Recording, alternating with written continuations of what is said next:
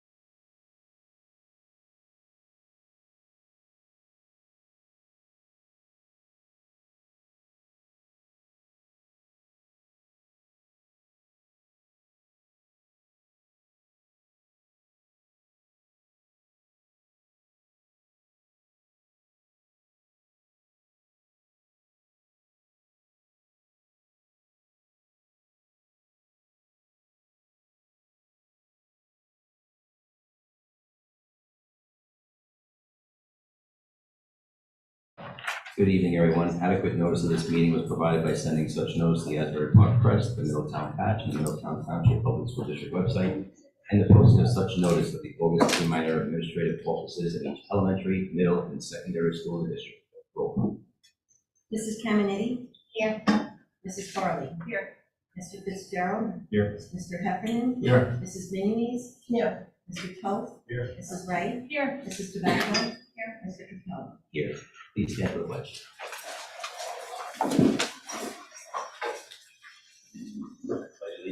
To the flag of the United States of America, to the republic for which it stands, one nation, under God, indivisible, with liberty and justice for all.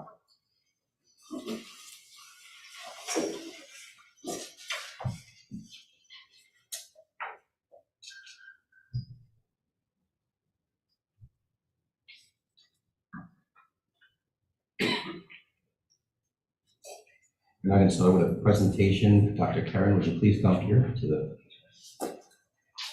2023 NJGPA results?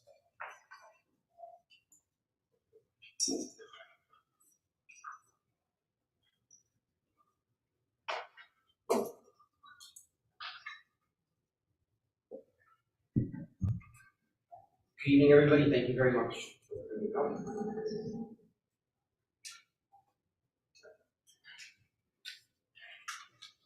Good evening, everybody. Thank you so much for coming out. This is a state-required presentation on the results of the New Jersey Graduation Proficiency Assessment.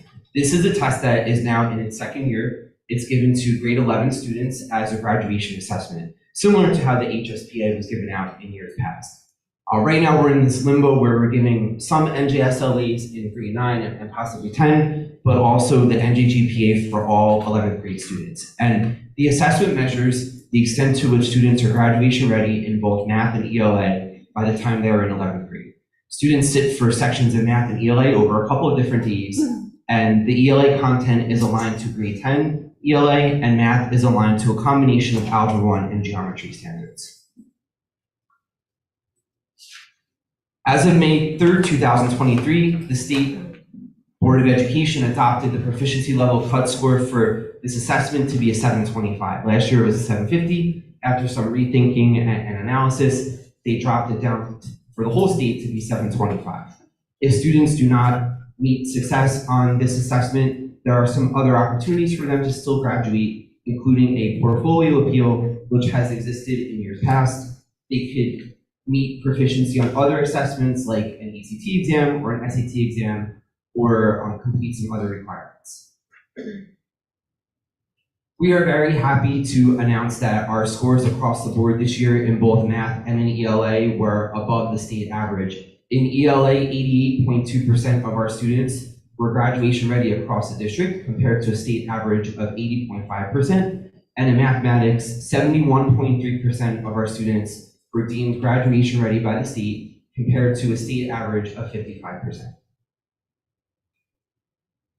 If we mine this down by high school, for ELA, 87.5% of students at High School North were deemed graduation ready. In other words, they met the cutoff of 725 or above. And at High School South, 88.86% of students also met the cutoff. In mathematics, 65% of High School North students were deemed graduation ready, and 76.94% of High School South students were deemed graduation ready as well. These slides just go over a comparison of each school versus district versus state percentages of proficiency. And for High School South, we have our 88.86% for ELA compared to the district average of 88.2. And for mathematics, we have 76.94% for South compared to a district average of 71.3. And for High School North, same thing. High School North was 87.5% passing compared to a district average of 88.2%. And for math, High School North 65.05% passing compared to a district average of 71.3%. So some things that we're really happy about. First of all, I would like to thank the parents, the Board of Ed, our teachers, and our staff for really getting our kids here in the buildings to take the test and to take it seriously. and for all the hard work our teachers put in. This was only our second year with this assessment. Everybody really gave it a good effort. We really studied this assessment. We had some PD time devoted to it, and we're really happy that we outperformed the state average across the board. Our graduation ready percentage increase was higher than the state's percent increase. So if we look at state percent ready from 22 to 23 versus Middletown percent ready from 22 to 23, we surpassed the state's percent increase. So I thought that was really good. Our math scores in particular showed additional strength this year. I think we were above the state average by more in math than we were in ELA, and we're ahead of a lot of districts there, so I'm really happy to share that. And our participation was stellar. We had almost all of our students take it, and for the students who are absent due to circumstances beyond their control, there is a fall sitting on this assessment as well. Some things that we did in the district to get our students ready and that we'll continue to do moving forward. We have data meetings with our ELA and math teachers where we look at the results of the assessments, the standards that they cover, and what we can do in the classrooms to improve proficiency on those standards. The data was reviewed in learning design team settings where we have teachers and stakeholders in the buildings who sit down and look at the data and try to figure out what it's all about and what we can do across the board to make it better.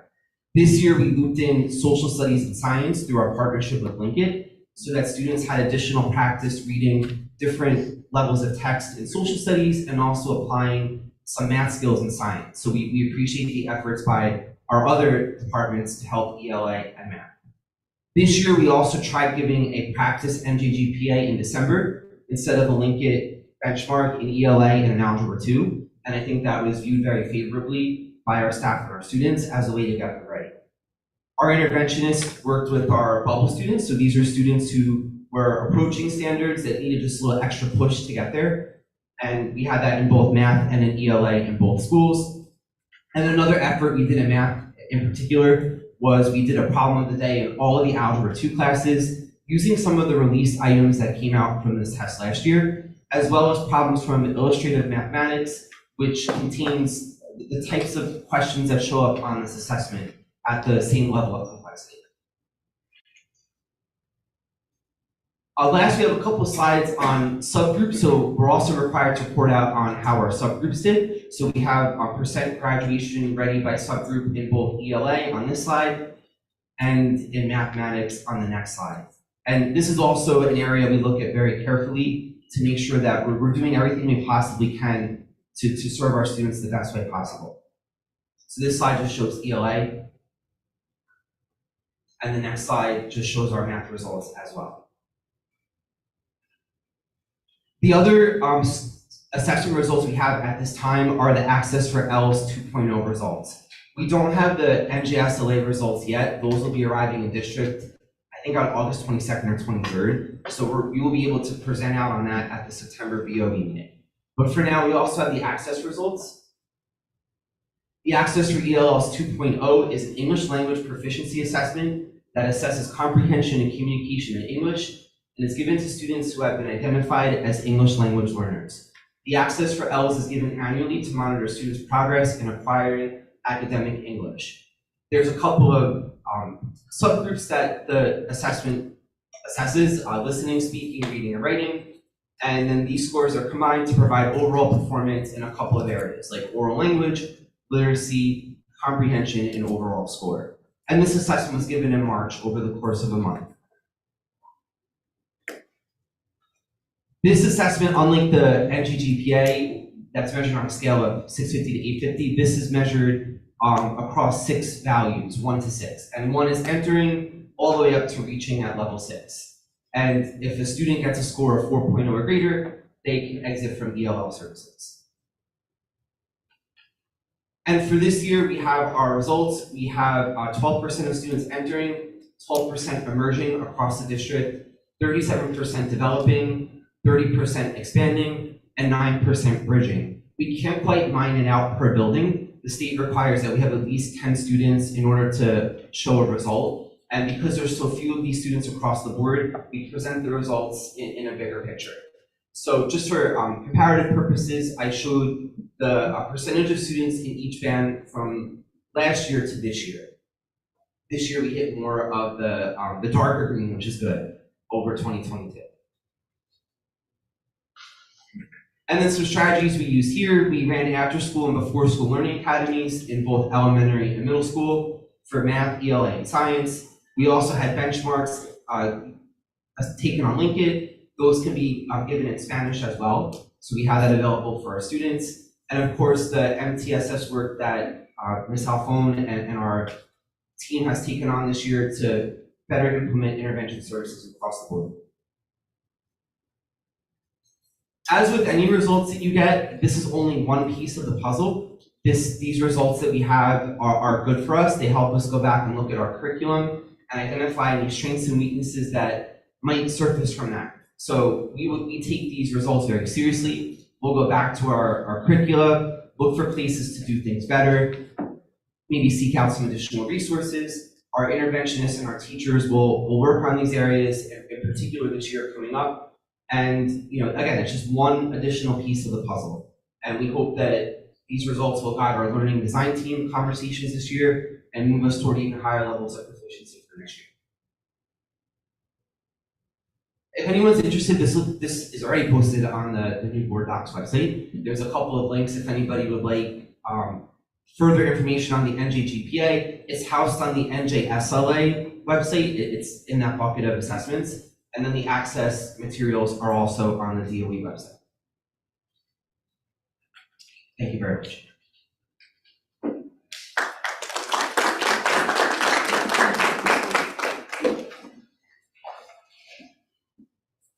Thank you, Dr. Kerrigan.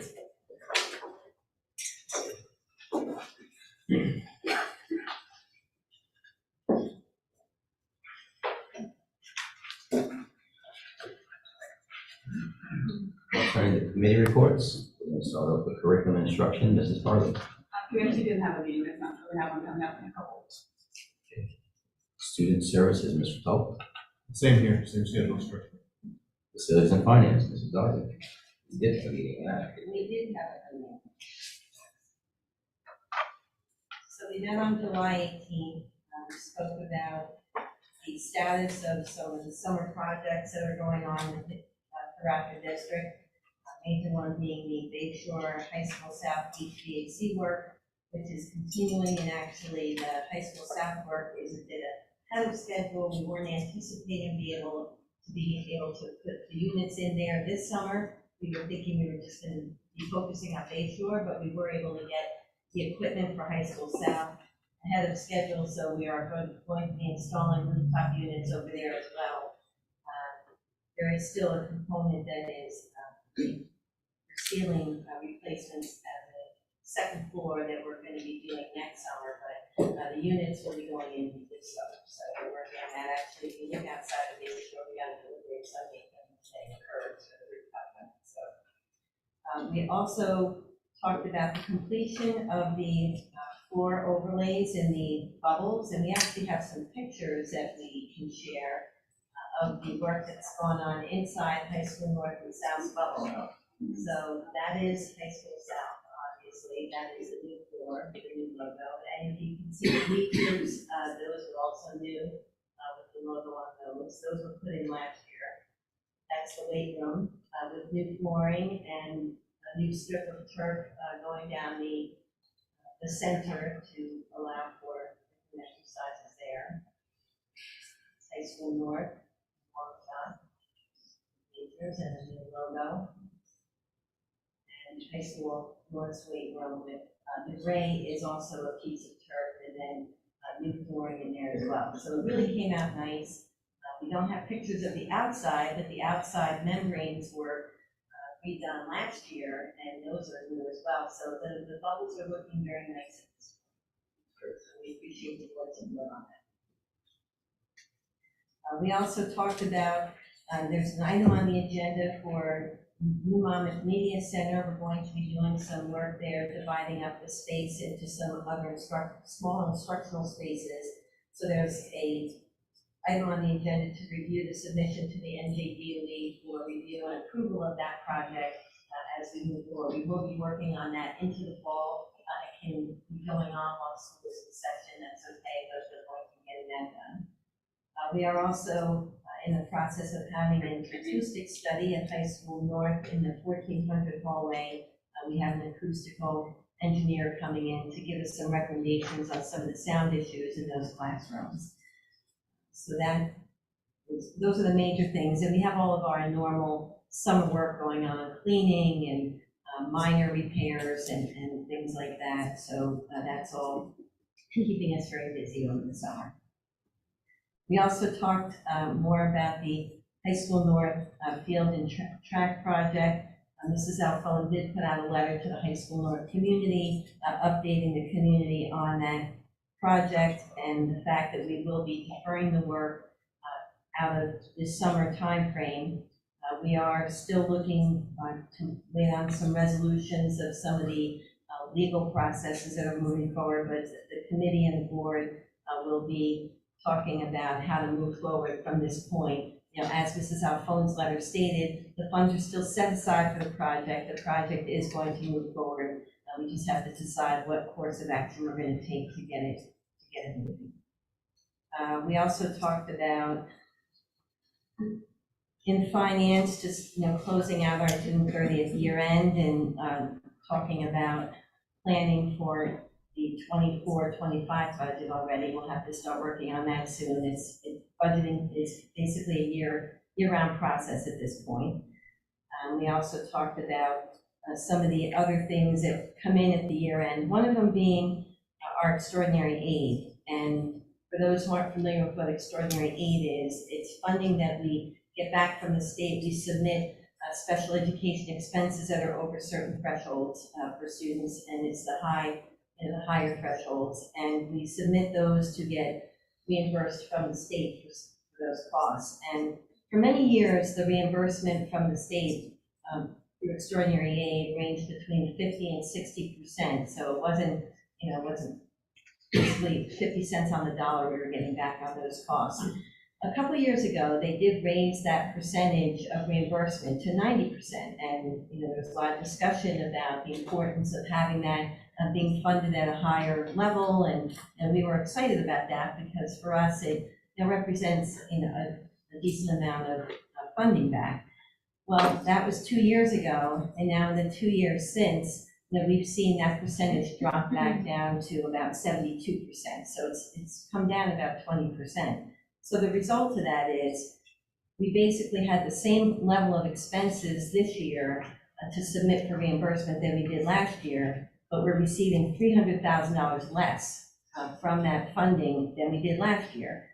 And that's disappointing. We did talk about a few months ago, we did get back some additional state aid, regular state aid, for districts who were subject to an S2 decrease, which we were. The state said they were going to give back, about 2/3 of that to districts for the next year. So we did receive back $217,000 to put toward our current year budget. But then we turn around and we look at this and we lose $300,000. We're still behind by $100,000. So plus the money that we continue to lose through state aid. So the committee did talk about that, just to make sure that we're all aware. Sometimes it looks like we're moving ahead and then something happens and we kind of slide back down again. So it was a little disappointing. But for us, just to give you an idea, our total extraordinary aid we received is about $1.7 million, but in the previous year we received $2 million for the same amount of expenses that were submitted. So we also talked about this. Sorry, can you just also it's the legislative committee. Recently, it's most about picking up on Amy's comments about special education, and we did reach out to them, and Amy reached out to Senator Gopal and some of our other legislators to try to continue to make this a concern for them as well, and let them know that we are not sustainable. We need to increase it, and money continues to increase. And while we talk about it being special education funding, we fund all of this out of one budget, so it really affects all everything across the board. It's not just targeted for. Obviously, monies that we don't receive back from the special education funding are coming from other sources. So it's not specific. It's a general budget problem. We also talked about our health insurance related items that are on the agenda for this month. We are self-insured. So we don't renew and pay a private insurance company premiums, but we pay stop loss and other things that are needed for a self-insurance platform. So we do have those items on the agenda this evening. The policy for the stop loss will run from September to June and get us back on a fiscal year. We were off cycle because we transitioned to a self-insurance in September, and we're getting it back on a fiscal year cycle. And we're still waiting for our renewal information from Aetna, and that will be on next month. So this is a piece of it, but then the rest of it will be on next month. Also, that we didn't speak about in committee, but just so the board is aware, it's on the agenda. We have approvals for toilet room waivers, which are for kindergarten classrooms that don't have bathrooms in the classrooms. We have to apply for a waiver with the county and have a plan to supervise students using the bathroom. So we have 10 classrooms total on there. Last year we had 12, so a little better this year. And we also have our IDEA and non-public allocations on the agenda for approval by the board as well. And that's all. Can I just ask a question? Could you clarify, because there's a lot of stories out there, we're not being sued for the turf field, it's the two No. contractors that are going after each other. No, the legal proceeding really just had to do strictly with the bids. And we had a bid challenge from our second lowest bidder against our first, against awarding the contract to our lowest bidder. We did go through a judge's ruling, and the judge did say that the lowest bid, that they ruled that it was not a responsive bid or wasn't a qualified bid, which we're actually all very surprised about because, that rarely happens. So in any case, we are not being sued. We're not involved in any continuing litigation. It's really just the two companies fighting over the process. And actually, we're waiting to see if the company that submitted the lowest bid is going to file an appeal on that. And, so that could continue, but that would involve the board. Yeah, technically, we are a party to the lawsuit, but the bidders really fight it out. Right.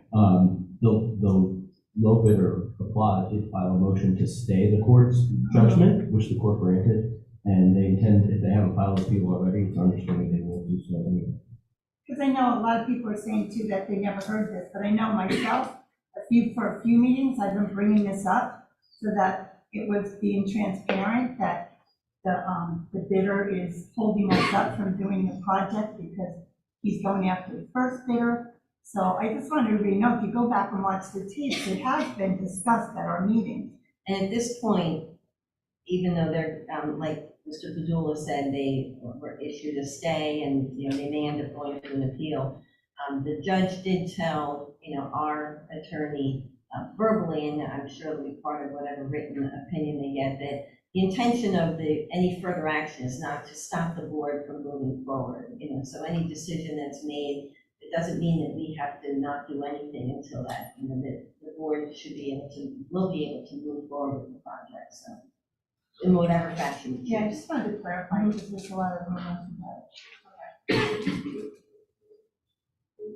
And moving on to policy, Mrs. Becker.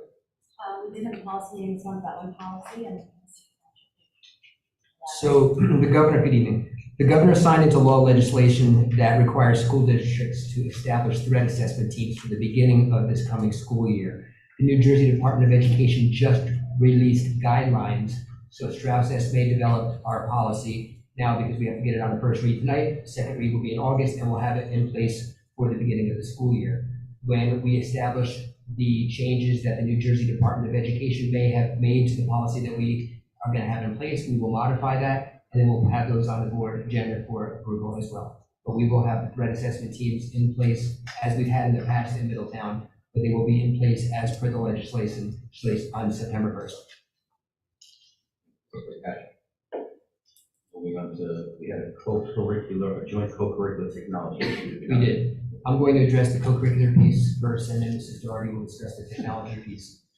On June 27th, the co-curricular committee met to discuss a program we'll be facilitating at the elementary level called Girls in Motion. The purpose of the program will be to empower our younger female students, grades 3 through 5, and also address their overall well-being. Some of our schools in the district had worked with Girls on the Run in the past. Unfortunately, due to the high cost of Girls on the Run, some of our families who wanted to participate in the program were unable to do so. We're going to be able to offer a program to all of our families free of cost, so it will be more inclusive. We have also adopted our own social emotional learning curriculum recently called Positive Action. We have begun to develop our program based on our board-approved curriculum, which is Positive Action. I do want to take the opportunity to thank Girls on the Run and the work that they've done with our students. We understand the importance of a program for our younger children, especially our younger females who need support. So we're excited to infuse our own program. It will be our own material, inclusive to all of our students, grades 3 through 5 who are females, and also free of cost. Story. So the technology committee met the same evening. We talked about a few topics, one of them being we have started the application process for the state and local cybersecurity grant program, which is a federal grant program that is meant to provide funding for improving cybersecurity initiatives with state and local government organizations. So we have done step 1 of that process, and we will continue to pursue those funds. We also talked about our summer internship program, which we've done for the last several years, 7 years. This is our 7th year of that program. So we have 8 interns working in the district with our IT department.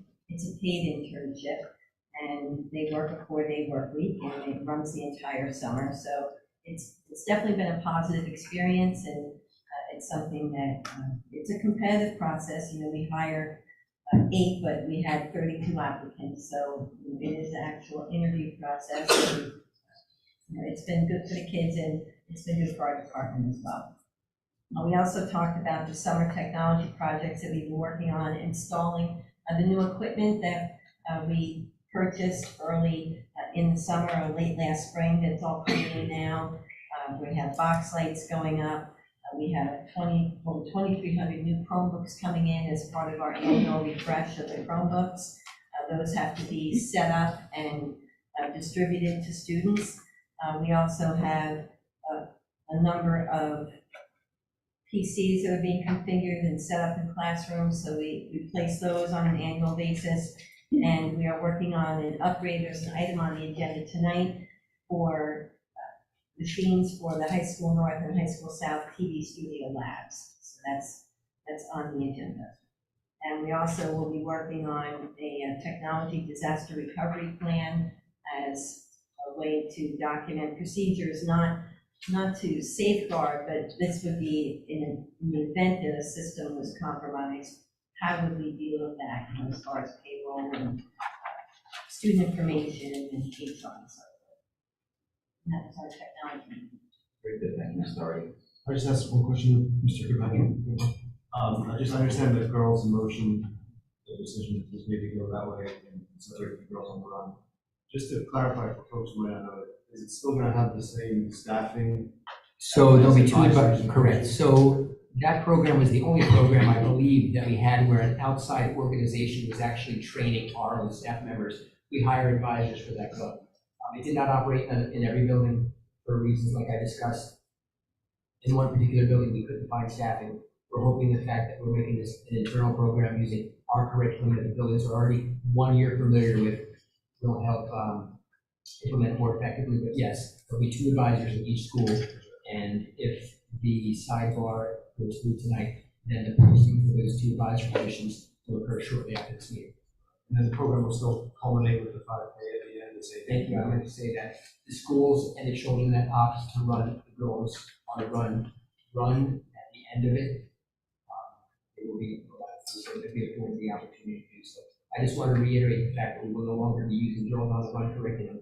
I've been working with Dr. Young, who is our supervisor of mental health and school counseling, and we're 95% of the way done with the curriculum that will be implemented. Thank you. Good there? Yeah. Okay, we move on to public comment on agenda items only. If anybody has a public comment, please step to the microphone, leave your name and address for the record. See no one coming to the microphone, we're going to close public comment and move on. I thought she was giving up. Sorry. So did I. Hi, I'm Barbara Passon, I live on Silver Place in Middletown, New Jersey. Have you already approved the minutes for last meeting? Nothing was approved yet. Nothing Okay, was voted on. okay. I know usually there's a sunshine notice based on the district website. And last month there was, you go out there, I have lots of screenshots of it. The last one that there was sunshine notice put on the website was, and there's no sunshine notice. I know it's just a point of order, but having watched that meeting, I'm kind of hoping it's a point of order that's really important, and that maybe it just takes everything that you guys did and just makes it null and void. You can reintroduce things, discuss things again, but there is no sunshine notice. And there's no sunshine notice for this one either, with the new website. But I looked on patch too. Couldn't find it on patch.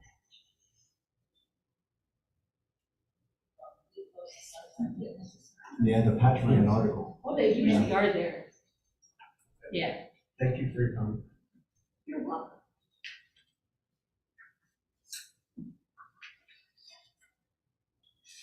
Does anybody else have a public comment on agenda items only? Moving forward, we're going to close the public comment portion and move on. Just a couple of updates that I have on the agenda tonight. We have 2 new principals being appointed. None swaps, Carrie Albanese, who's here with us tonight, and Mr. Brian Dogan going to Lincroft. And we also have one other principal, Mr. Neil Leone, not with us tonight, but he is going over to Ocean. So we wish all 3 of you the best of luck. You may do a phenomenal job in your roles. Thank you. Congratulations.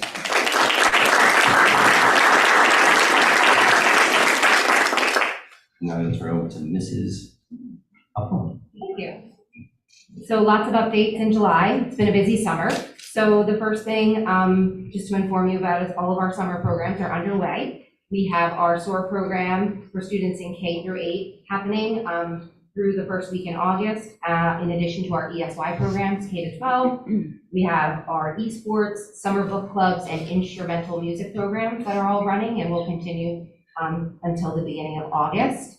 Starting on July 31st will be our AP Summer Advantage program, and that is for high school students who are registered for an AP course next year. They get the opportunity to work with the instructor of the course for a little advanced work to prepare them to be successful in those high-level AP courses at the high school.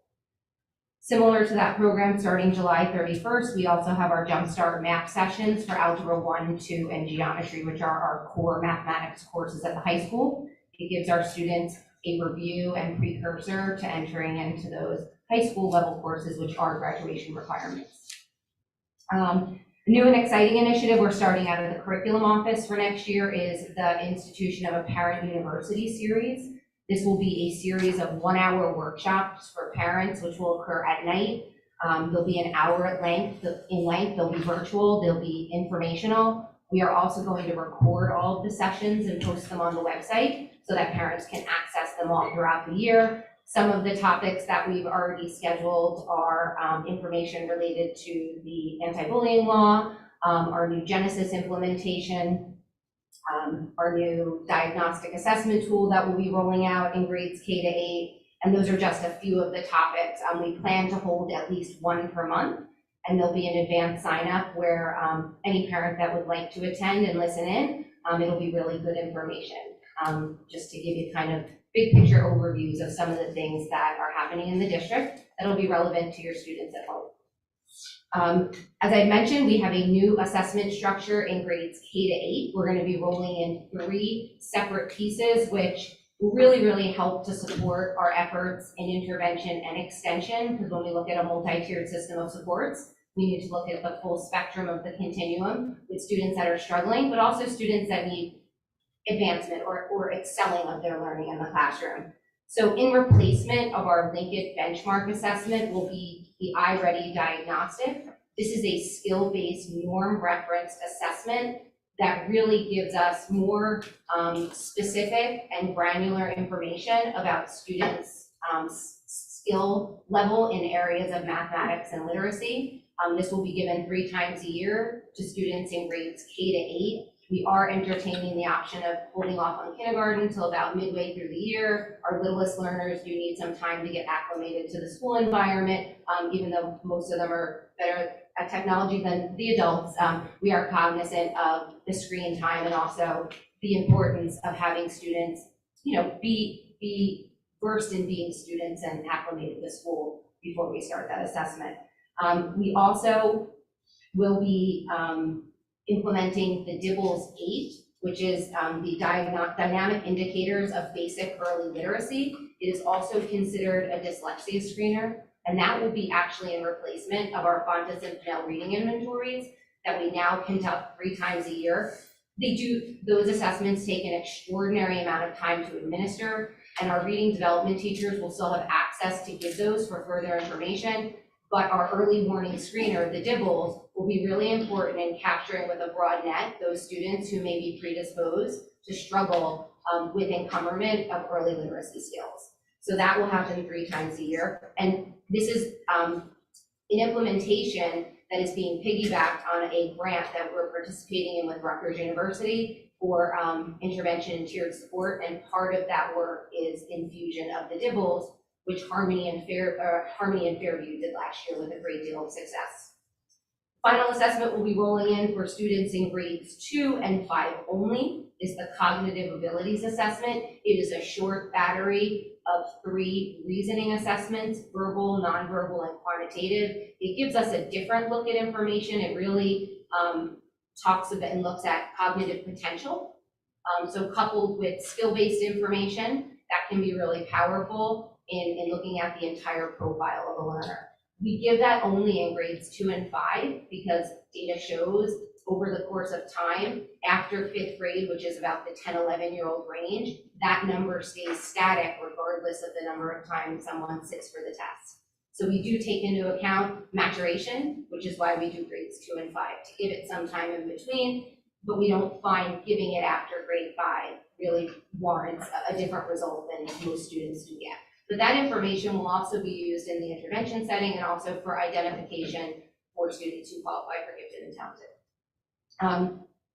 Another exciting thing, our Genesis rollover, our Power School rollover into Genesis happened with success on July 13th. All of our data is transferred and we have schedules up in the system, not accessible yet to the community, but will be within the next month. Next week, all users will receive an email from Genesis for parents to set up their parent portal user accounts. This will give them access to their, eventually their student schedule, their class teacher assignment. We are also going to be running all of our back to school forms through Genesis, including the health form that we did last year through a Google form. Before a parent gets their student's teacher assignment or their schedule, they'll fill out all the back to school forms electronically before they're put into the platform where they can actually access the schedule. It's going to be a really efficient and effective way to gather all that back to school form information that we really, I know that many have ended up in my own kid's backpack, over time. So, electronic definitely creates the most efficiency for us. And all those forms are built and ready to go. Our schedule releases. We have decided this year we are going to release all 3 levels on the same day. August 23rd will be the day that all schedules are released to middle school, elementary, and high school students. That will give us time in between parents setting up their account, forms can get completed, and August 23rd is still early enough for everybody to get to Staples as quickly as they can. Because we still have a week or so till the start of the school year. Just to let the community know, I'm going to be putting out a second video towards the end of the summer, which will really review in more detail some of our district goals and some of the initiatives that are taking place for next school year. So thank you, and I hope everybody has a great rest of the summer. Thank you, Ms. Huff. You're welcome. Moving on to approval of the minutes. Motion to approve 9A and B, A executive session minutes, June 20th, 2023, and B regular workshop Regular workshop meeting voting June 2026. Yes, A and B. So question.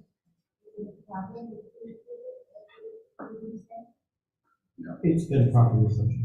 It has, okay, I thank don't know if she's still here, but I Right just now, wanted- on your district. yes. It was sunshine, just so you're aware. On the website, in Yes. the normal spot. thank you. Second.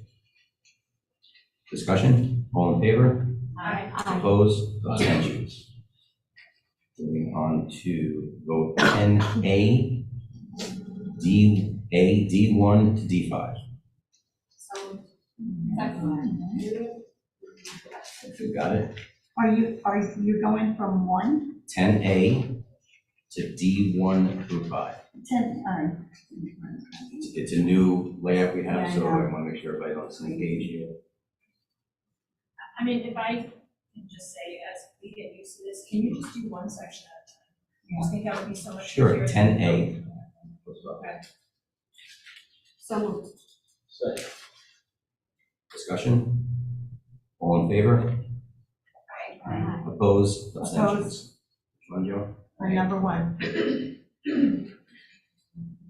Now we're gonna go to C, no, that's you.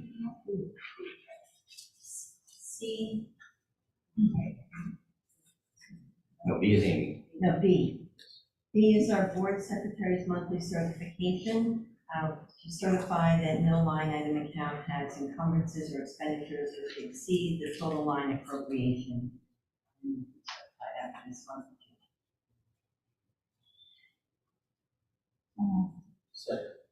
On discussion, all in favor? Aye. Opposed?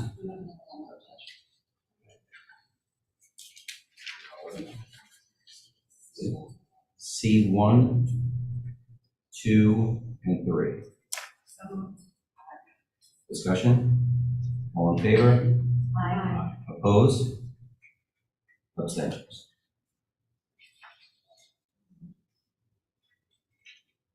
On D,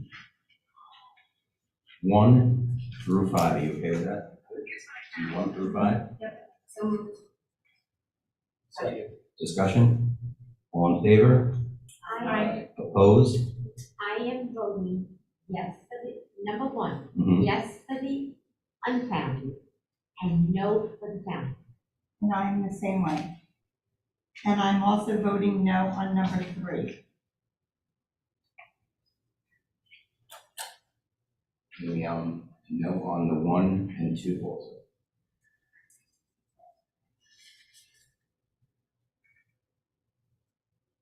On both, just 1 and 2 only.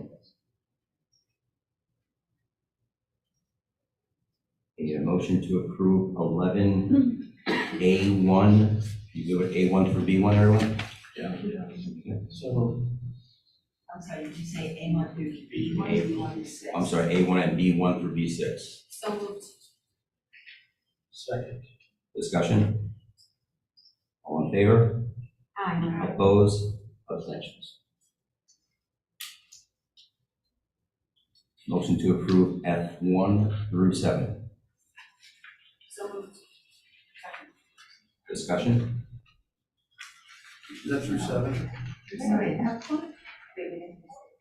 Is it through 7? We're missing some. What about facilities? Oh, yeah, C 1 and 2, I'm sorry. Yeah, so moved.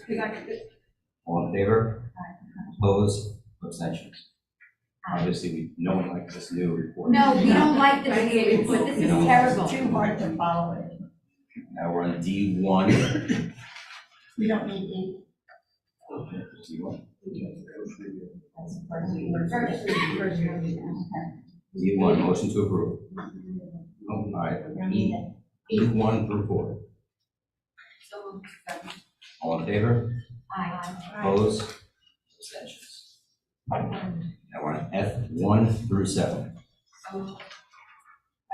Discussion? Motion, all in favor? Aye. Opposed? Abstentions? We have G1 through 3. So moved.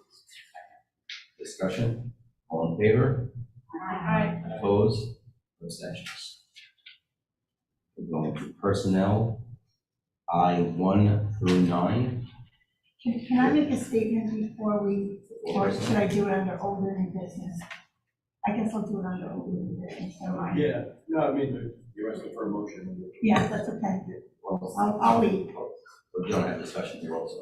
Yeah, but it's not on the agenda, so, Then it should be- yeah. So I'll read. Second, discussion, all in favor? Aye. Opposed? Abstentions? And we need a roll We call. do 7. We did 1 through 9. Okay, I'm voting, oh, never mind, okay, all right. 1 through 8. I'm okay. But That was 1 through 9. 1 through 9, yeah. What is 9? 9 is the approval of the substitute personnel. Oh, I don't see it on. You have to go into the It's other. on the personnel. Okay, thank you. And now we need a roll call on number 10. Number 10? I need a motion in a second. Motion to Second. Second. roll call on 10. Mrs. Caminiti, Yes. Mrs. Farley. Yeah. Mr. Fitzgerald, Yes. Mr. Heffernan, Yes. Mrs. Minnie, yes, Mr. Toll, Yes. Mrs. Wright, Yes. Mrs. Tobacco. Yes. Mr. Capone. Yes. Okay, roll call on number 11. Motion to approve. So Mrs. Caminiti, Yes. Mrs. Farley, Yes. Mr. Fitzgerald, Yes. Mr. Heffernan, Yes. Mrs. Minnie, yes. Mr. Toll, Yes. Mrs. Wright, Yes. Mrs. Tobacco, Yes. Mr. Capone. Yes. The roll call motion to approve number 12. Second. Mrs. Caminiti, Yes. Mrs. Farley. Yes. Mr. Fitzgerald, Yes. Mr. Heffernan, Yep. Mrs. Minnie, Yes. Mr. Toll, Yes. Mrs. Wright, Yes. Mrs. Tobacco, Yes. Mr. Capone. Yes. Congratulations once again, Mrs. Albanese. Mrs. Gordon.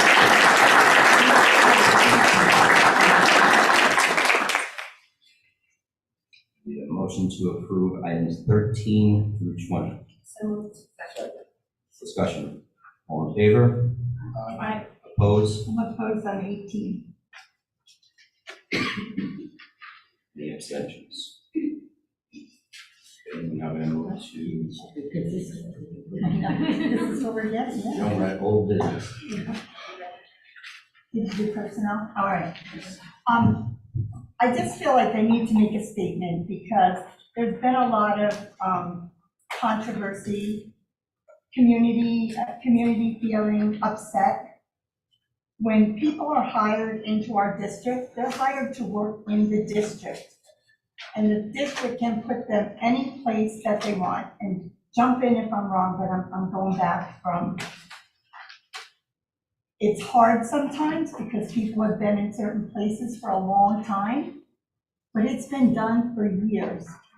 And the rumors that there's only one person being transferred involuntarily is not true.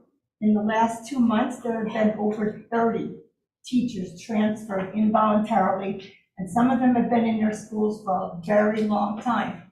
And it's hard. I know as a PTA president, I always fought for the people that worked in my school. I never won because this is how the district has operated for years and years and years. I respect everybody's comments and everybody's emails. I respect my fellow board members' votes because I believe everybody should vote your conscience. What I would say now is that if there's any reason any of my colleagues knew why we should not vote to transfer someone, tell us so that we know, because I have no idea if there's something wrong with the transfers that we're doing. I have questioned many involuntary transfers in the last 2 months, asking why, and I'm always told it's for the best of the children.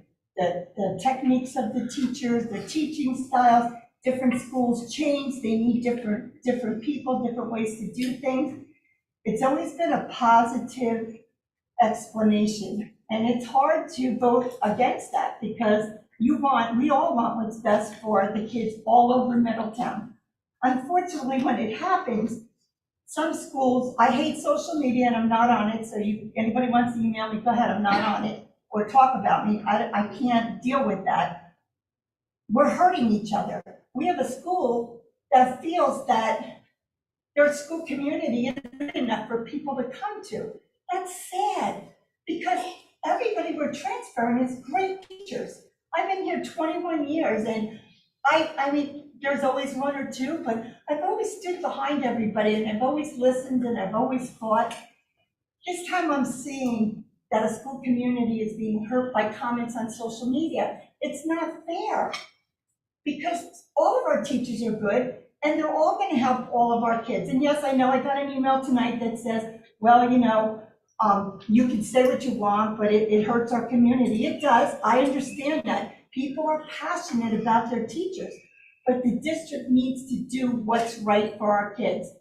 The process that I understand, and correct me if I'm wrong, at the end of the year, all the principals meet with central office, administration, and they talk about the needs of their buildings. And they look at what they need, and each principal weighs in. And that's how these decisions are made. The board doesn't make these decisions, but we have to back them when we're not given any reason not to. All I've heard is great things about all these people. And what I'm seeing is people getting upset and feeling hurt that their part of town is not good enough, or we're hurting a school by moving people. Out of the over 30 some odd people that we moved in a few months, I've talked to quite a few of those personnel.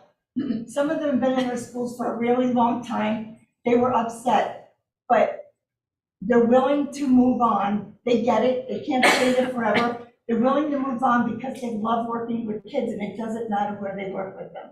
They want to make a positive impact on all kids, and that's what Middletown's about. It's all one. So I just feel that I don't know why, I don't want to upset anybody or make people think I don't care what you have to say. I do, but this is how it's been. This is how it's been for years. Everybody hired is hired to work for Middletown Board of Education and can be moved at any time.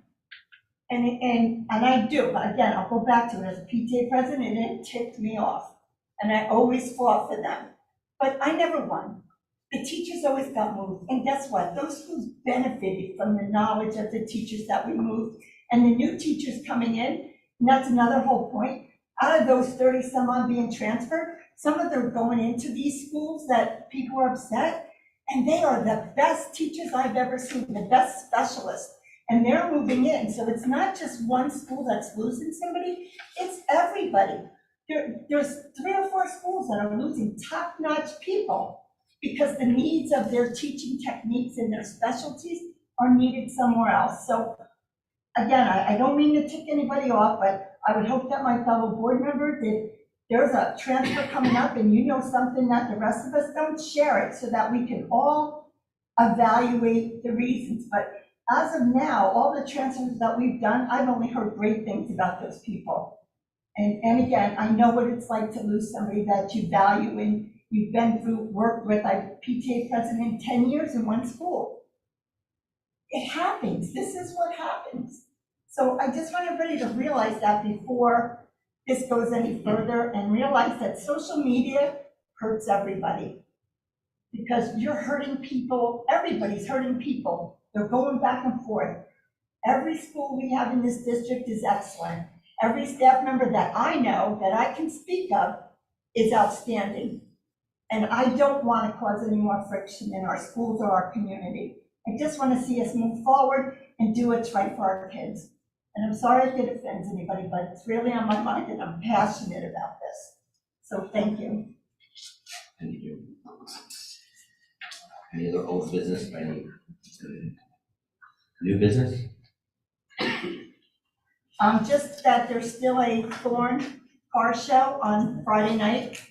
If anybody wants to attend, I believe it starts at 6, 4 o'clock. 4 o'clock. Unfortunately, I can't go to this one. It's Middletown Day of Blue Claws. I know, So- that's funny. We have everybody, a lot of people have tickets, but we wish you the best of luck. And if anybody could spread the word on social media, help them out, get people there. That's the only summer things that I know that are going on right now. I know, there's frozen flavors tonight until 10 o'clock. Okay. Anybody wants to go after? Ice cream. Ice cream on after the board meeting. Anybody else for new business? We're now going to open the public comment portion. Anyone wishes to make a public comment, just please state your name and address the board. Good evening. My name is Tony Alfano. So I just wanted to come up and speak on a couple of items. I'm a teacher in the township. First, I wanted to thank my community for coming out to support me advocating in my transfer. That Joan, I respect your what you just said, and I just wanted to speak to that for a minute. I wrote something up. I'm probably going to just go off script based on what you said. I also want to thank the board. I am a fellow board member in the Tinton Falls School District, so I know your dedication, your hard work.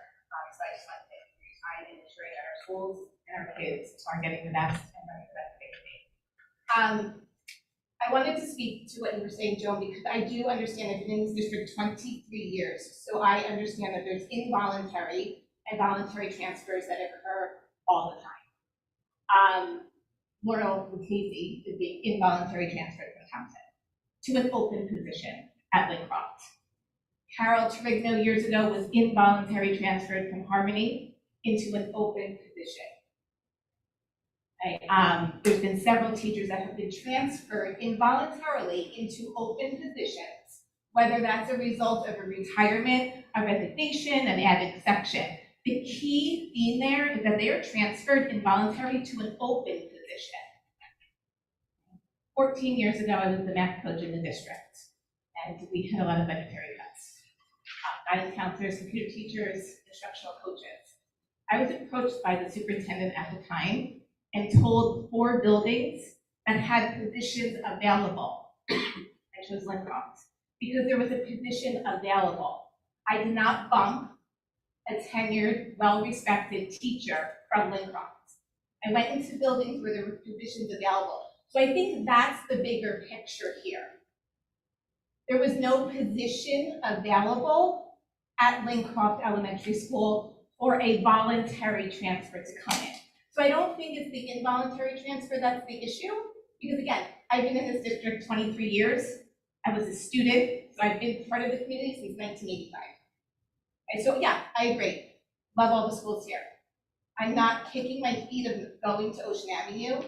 It is a wrong transfer to where there was no position available. There were plenty of elementary positions available in the other 10 elementary schools. When the first grade position opened at Lincroft, I stepped up to take that position so that my colleagues would not have to be unwillingly moved. So I am not a first grade teacher. I volunteered to take the opening to keep my colleagues where they were teaching. So when I'm told that I'm being transferred to Ocean Avenue because of my stellar teaching experience, I have not taught first grade yet. It's fine, that's my passion, and I do want to teach first grade. But that reason is void.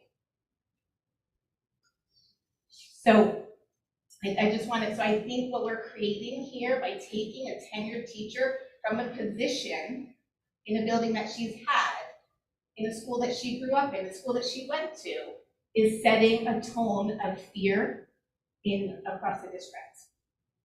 You have tenured teachers now. Sorry. It's been 3 minutes. Okay, yes, and I appreciate that. I think that we want to run as a team. Right? As a district, we want to run as a team. And a team is built on trust. And we are building a team on fear. Thank you.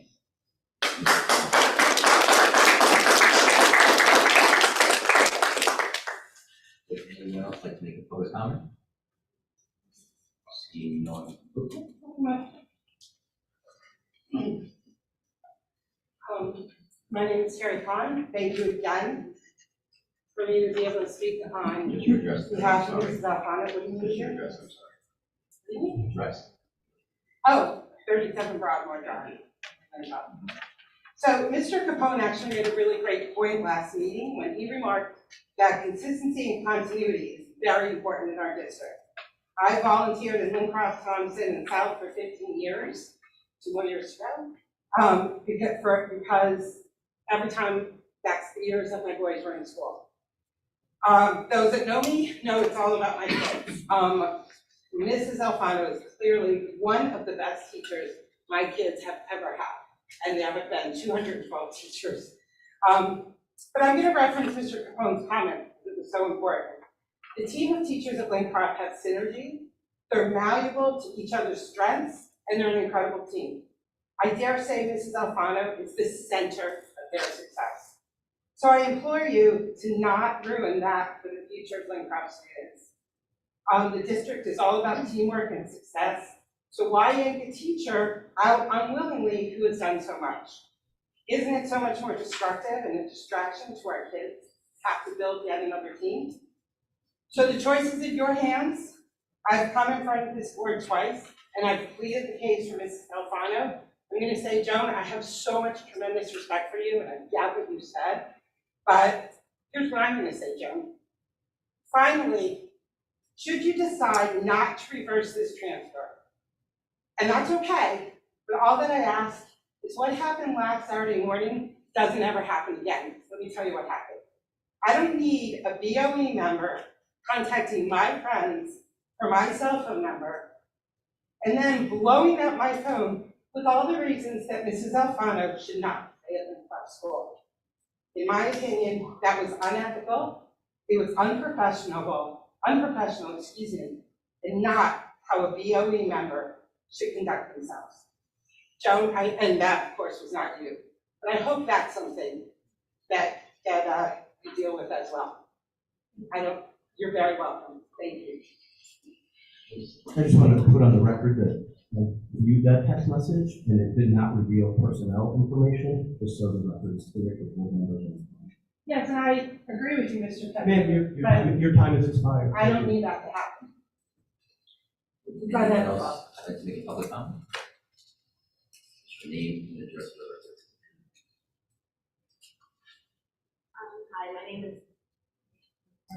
Hi, my name is Michelle Palumbo. I live on Manor Parkway in Lincroft.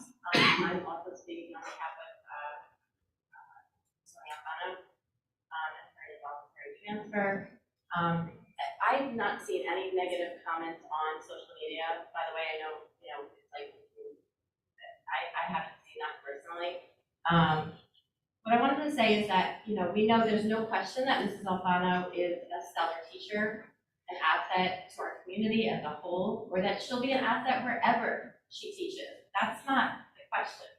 The question that has not been sufficiently addressed is the why of her transfer. As she said, there was no open position.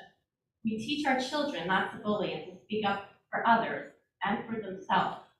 However, it happens often in education, and it's happening to Mrs. Alfano right now. A transfer would make sense if classrooms were being collapsed, or there was a low enrollment, or there were no openings, which I understand is not the case at Lincroft Elementary School. This transfer appears without justification and possibly vindictive in nature. Mrs. Alfano has a strong voice for her teachers and the students at her school.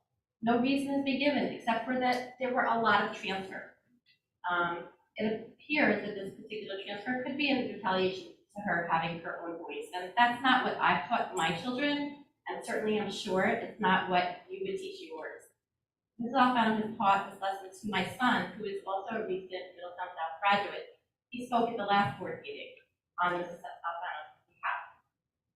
Not only is this transfer unnecessary, but it really is just a slap in the face to an amazing teacher. Taking her from her home school, her family, for no apparent reason, and involuntary when it is most certainly not a necessity, as some might have you believe. And to quote my son's plea at the last board meeting, while you don't owe me an answer to this question, you certainly owe Mrs. Alfano one. And if you can't answer the question with an acceptable reason, then perhaps you need to seriously reconsider the decision and allow Mrs. Alfano to continue teaching at Lincroft Elementary. And I just wanted to say one other thing. 8 years ago, Mrs. Alfano encouraged my son Michael to go to the principal at the time and stand up for a wrong and injustice that was happening to another student. Had nothing to do with him, but he didn't like what he saw. She encouraged him to bring it to someone's attention. She encouraged him to speak up. And that's what I'm doing, that's what we're all doing, because I do believe that this is a wrong, and I'm hoping that you're hearing, what we're saying, and that you give serious consideration to this transfer. Thank you.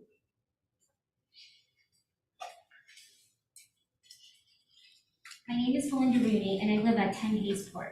I am here to ask you to reevaluate policy 9270, 2430, and 2431, which prevent homeschoolers in Middletown from accessing school sports and clubs. I homeschool my sons Dylan and Justin. Over the last few months, I've met with Senator Scanlon, Mayor Perry, Ms. Walford, Mr. Ranella, Frank Capone, and Superintendent Allen, because all children in Middletown are worthy of equal access. Policy 9270 was created in 2006 and last reviewed in 2012. In 2011, the New Jersey State Interscholastic Athletic Association said that districts in New Jersey may now allow homeschool students to participate in school sports and outlined a one-page list on how districts can do it. For the last 12 years, Middletown has had the opportunity to say yes to homeschoolers. What is your hesitation to enhance a child's life? Dylan and Justin are students of this district. They work hard. They are challenged every day as they learn new material and new concepts.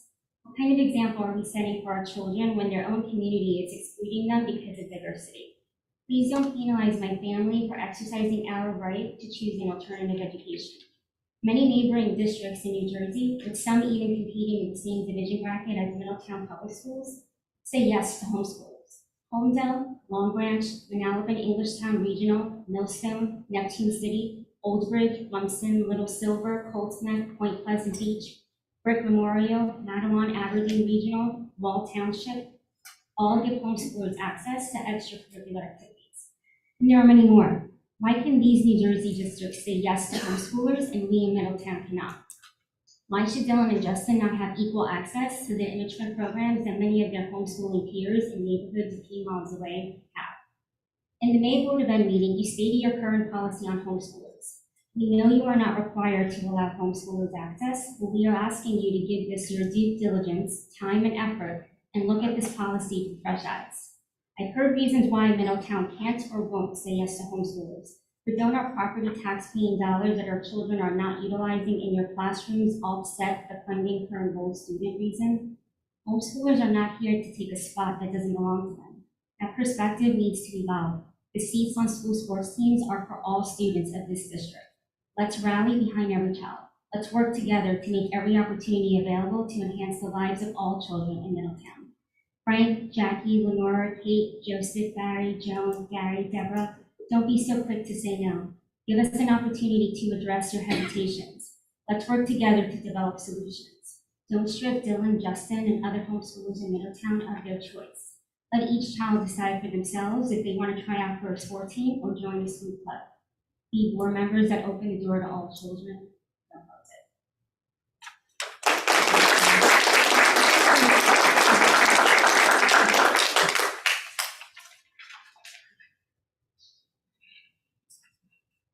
Hi, I'm Dana Cirillo, and I'm at 157 Michael Drive. I'm here today to also share my heart on a homeschool policy you have in place. Your policy numbers 9270, 2430, and 2431 state homeschool children are not required to the entitlements and privileges of enrolled students, such as sports and co-curricular activities. I am asking you to revise these policies to allow homeschool children an equal opportunity to participate in sports and clubs. My husband and I have 4 children. Jack 11, Drew 9, Grace 7, and Hannah 5. Jack and Drew attended River Plaza Elementary School up until the pandemic started. We decided to start homeschooling our children to give them stability during the pandemic. As each year passed, we recognized homeschooling was actually a good fit for our family.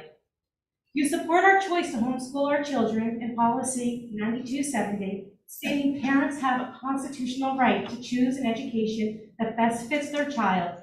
We know that an education is more than academics. I provide my children with an equivalent education in all subject areas for their grades. I'm asking you to recognize that homeschool children deserve more than a strong academic education.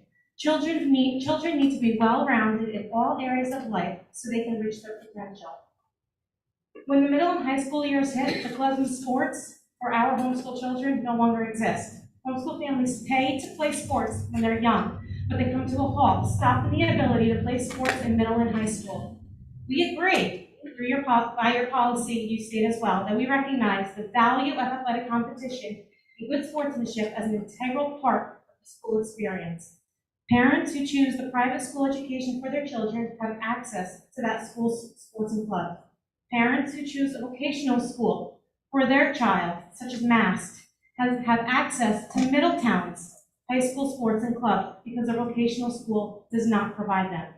Why are we stopping short and not giving our Middletown homeschool students the same opportunities that children deserve? Policy 9270 also states that the superintendent has the ability to report if a homeschooler is not receiving the equivalent education. This shows me, the superintendent, and the board sincerely value the importance of the homeschool child's education. Superintendent Alphone can report a homeschool child, yet at the same time, child does not receive the privileges enrolled students have. Think about your role and how you impact the homeschoolers in Middletown to build up a community that wants the best for our children. My children, Jack, Drew, Grace, and Hannah's homeschool day may look a little different than a child who's enrolled in school, but they are each still a student who is eager to learn, grow, and develop as much as an enrolled student. I do my part in each of my children's academics and character education, but I'm asking you, we work together to give our homeschool children an equal opportunity to try out for teams and join clubs to build stronger children for our Middletown community.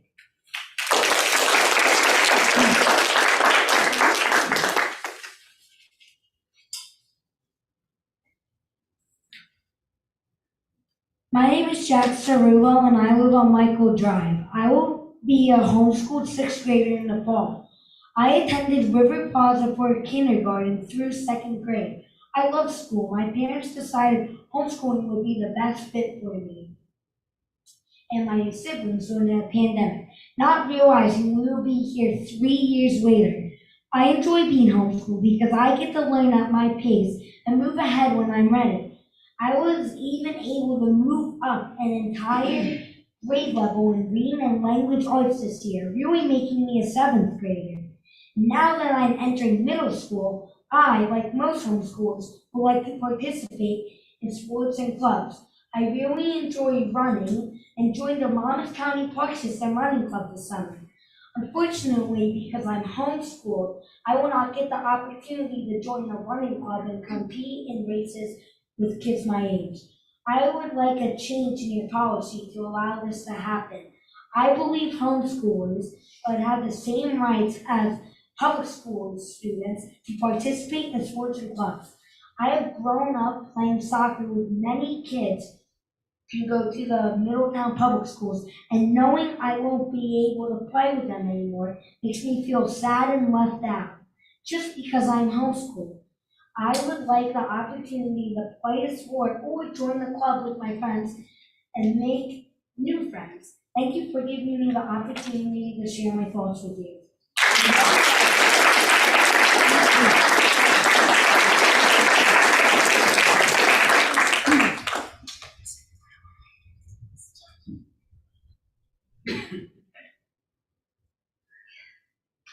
Good evening, board members and my fellow Middletown community members.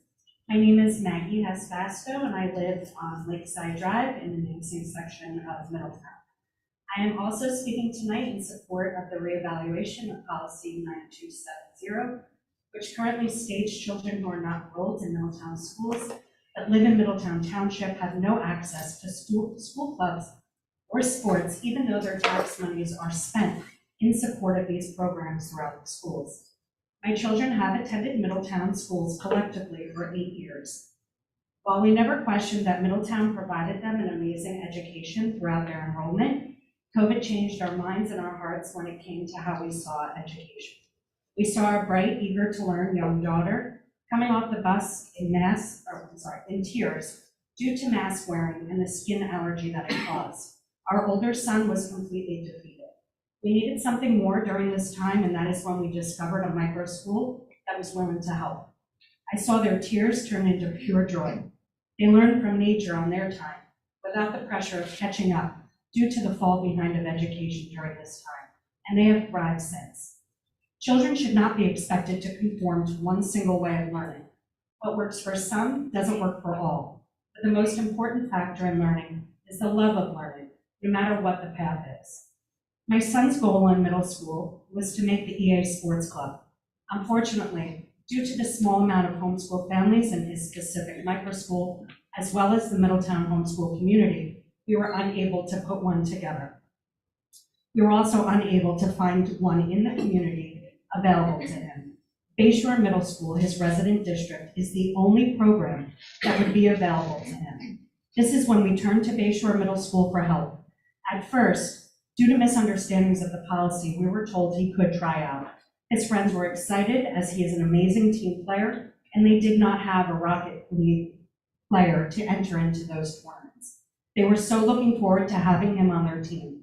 However, I received a call about 10 minutes prior to his tryout that he was not welcome. He was a liability to the school. While we realize even just using fingers on a gaming controller in a media room may pose a liability, we were prepared to sign whatever it was the school would need to release them from liability. Many surrounding towns allow participation, and a large district like Middletown should be no different. As a psychiatric nurse practitioner caring for the mental well-being of children of all ages, I can assure you whether a child is attending public school, private school, or a homeschool environment, one of their most important needs is inclusion, to belong to something. It is our job as parents, adults, teachers, to facilitate and foster an environment for them that is not only inclusive but welcoming. After the past few years of the pandemic and the toll it has taken on the mental health, specifically of our youth, I implore you to reconsider this decision. We are a large town with many activities for children. However, affording them the chance to be included in club and sport participation throughout the schools would build upon what makes Middletown so great for our families. Our children are our future. I'm sorry, one more line. And the more love and support that we give them will only add to the success of the next generation. On behalf of many homeschool families that live in Middletown, as well as my family, I hope you can reconsider this outdated policy to reflect our hometown philosophy. Middletown takes care of its own. I'm hoping you place this on the agenda and put children first, not just in the school district, but the Middletown community. Thank you.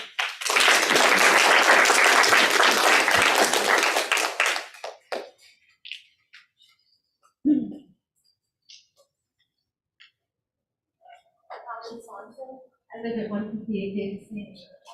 I'm also asking you to reevaluate policy number 937. This matter is close to my heart because I competed in varsity sports for 4 years at Middletown South. We went on to compete on scholarship at Division I school for 4 years of college. We have been homeschooling our 6 children for 11 years. While we continue to homeschool our other children, our oldest daughter has attended Mass in the Monmouth County Vocational School District for 2 years. She too has competed every sports season on varsity sports teams for Middletown South. I'm so happy and grateful to say that this is an existing model which works. Middletown provides transportation for the vocational schools. The logistics are tricky and at times not ideal, but she loves the opportunity to be part of the team. She wouldn't replace it for anything. And her teammates are happy to help her keep informed, meet after practice, basically show consideration. This is a benefit to all involved. It helps all of them to have this diversity of experience, diversity of ideas and backgrounds on the team. We are within our rights in New Jersey to homeschool our children. Each of us has made this decision because we have deemed this as the educational option best suited for the child's individual needs. When we make this decision to homeschool, we are well aware that we are already doing something very alternative outside the norm. We accept that there are many sacrifices and compromises that must be made. We are doing something that is out here on the fringes, and we are happy and grateful to be able to do so. But we would be extremely grateful if our children would no longer be forced to sacrifice the opportunity to try out for sports teams. We all know we currently pay high property tax. Of that tax money, 61.5% of what we pay goes to the school district. Outside of the schools, we are very grateful. We have extensive options for support groups, clubs, choirs, bands, service organizations, libraries, and parks. We take upon ourselves the responsibility to fulfill our child's needs, However, the one thing our high school age children are deprived of in this district is athletics. We really have no other option. That's why I ask you to please find it in your hearts to consider a change to this policy. If funding or overcrowding are issues standing in the way, it would be important to recognize that as taxpayers, if we were to choose tonight to put all of our kids into the school system, the school would be required to take them tomorrow. We all pay into the school system, and therefore it does not make sense, nor is it fair, for some children to be entitled access to the sports teams and others deprived if they have no alternative option. If academic standards are a concern, I'd like to point out that many of us are enrolled in programs which would be able to provide transcripts, signed report cards, or work samples. We would all be more than happy to work with you on finding a way to meet those requirements.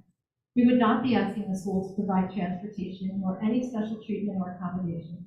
Of course, there would be challenges, but we believe for the children, we are all up for challenges. We would love the opportunity to speak further with you on this. In closing, this request on behalf of tax-paying citizens in Middletown is very simple. We ask you please, just let them try out for the team.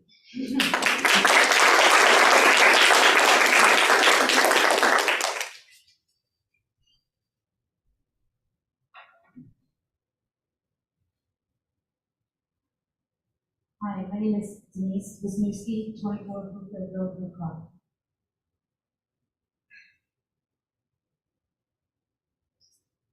I'm here tonight for Tony Alfano. And I first want to note, my son had Tony, Miss Alfano, when he was in 4th grade. In 8th grade at Thompson, he was asked to write a letter to his favorite teacher, and hands down, it was Mrs. Alfano. And he had to write that letter in the script, so whoever the Thompson teacher was, that was a great assignment. And he's currently studying engineering at Cornell University. And he knows that his love for math came from Mrs. Alfano. So our family owes her a great deal of gratitude. So I respect what you said tonight, and I understand that 50 teachers were transferred. I would ask the board, how many were tenured? How many transferred out while a non-tenured teacher was transferred into her position? How many of them were already given their class assignments for next year? How many others were blindsided on the last day of school? How many others have 23 years in the district? This is not the norm. If it is the norm, we're doing something wrong. That's not how you treat the best of the best. And I understand that the administration makes the decisions on the transfers. But when 50 people came to the last meeting in support of Mrs. Alfano, that should have raised a red flag to the board that something was not right with this transfer, and it did not sit well with the community and her coworkers. At that point, the transfer should have been tabled until additional due diligence was done, and to see if this transfer may have been done in retaliation. And I know you don't think that's possible, but it's the community's opinion that that may have happened because she has a strong voice at Blue Cross School. This board is known to stand up for the community and to fight for the rights, and we love you for that. We absolutely do. We respect you all, and you have fought so hard for our community to do the right thing. What I wish this board would do is to revisit the decision and put her back on the agenda for next month, and maybe 2 more of you would find the courage to take a look at this transfer and know this wasn't done the right way. We get that things happen and people get transferred. There's something wrong with this transfer. There's no other of the 50 people, I didn't see 49 other people have support. Thank you for your time. And again, I respect all of your opinions. I appreciate all of you. But we are here for Mrs. Alfano and for the folks here for the homeschool. My son went to Mass and it worked. And he was a 4-year varsity athlete at top. It does work.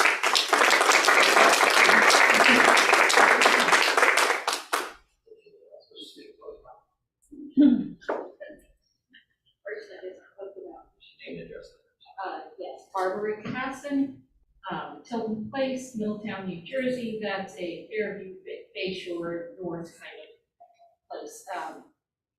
Kids are out, kids graduated, I can come talk at board meetings. The homeschooling, I know agenda items are put on by administrators usually. So that policy, that sounds like a win-win, that getting them to at least try out. They'll sign the waiver, hold harmless, we don't want lawsuits, but that's a win-win, that's a feel. So Mr. Kirkpatrick, I know you're the head of policy, so go for that. I did go back on my phone and looked at the usual place for sunshine notices. Now, I don't want to break the rules. You can't come up here and speak about the same topic twice, but you did say it was there in the usual spot for the, I don't know what you mean by usual spot. oh, there's a spot. It's where the May 15th is 2023, and then it should I'll have finish above then, it. I'll finish then, and then I pause here 3 minutes. So it's on the school calendar, both this meeting and last month's meeting.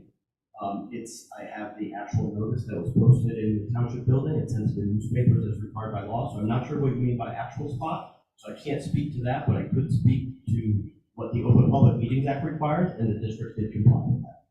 Okay, so you did in fact receive like a PDF with, it's a pretty standard format. It's dated, it's signed by Amy Gallagher. Sounds like you're familiar with it.